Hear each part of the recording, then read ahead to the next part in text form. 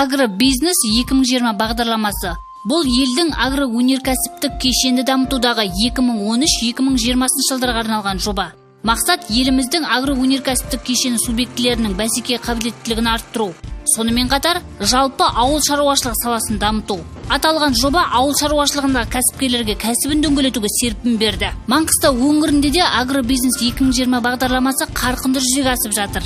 Мәселен, осы мақсатта 2013 жылы 116 миллион 720 мың теңге бөлінген.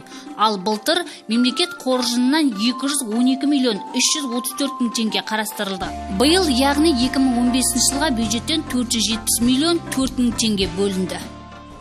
Биылда, мысалы, мал шаруашылығына 77 миллион 500 мың теңге ақша бөлініп отыр. Егін шаруашылығына биыл 160 миллиондай ақша бөлініп отыр.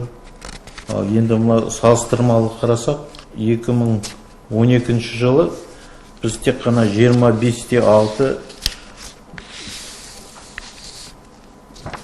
45-9 миллион теңге субсидия берілген екенбіз егін шаруашылығына.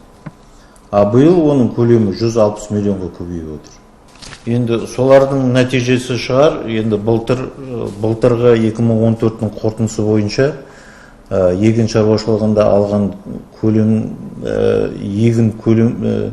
егін дақылдарының көлемі 37%-ға көбейді. 12 мың тоннаға дейін жетті.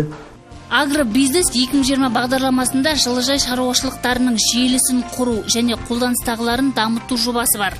Өңірде өнеркәсіп үлгідегі 3 жылыжай бар. Олардың аумағы 6,2 гектар. Сонымен қатар 8 фермерлік жылыжай жұмыс жасайды. Көлемі 3,15 гектар. Енді егін шаруашылығында 4 бағытта субсидиялар бөлінеді. Жаңа айтып кеттім, 160 миллион биыл көбейіп отыр. Көлемінде қаржы бөлініп отыр. Қарағай ауданының шаруалары егін науқан сәуір айынан бастады.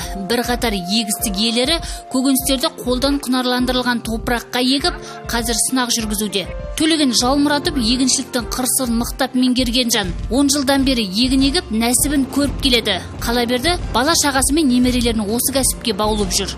Ол жалға жер алып, ісін дөңгелету үшін кәсіпкерлерді дамыту қорынан шағын несие алған. Қазір ол егін алқабында түрлі жеміс-жидек пен көкөніс түрлерін өсіреді.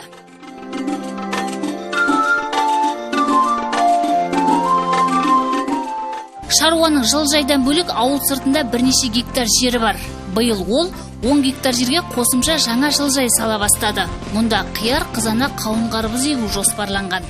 Тұқымдардың бәрін біздер деген Голландиядан, Европадан дайындалған тұқымдарды ғана өсіреміз бұл жерде. Өйткені оларды осындай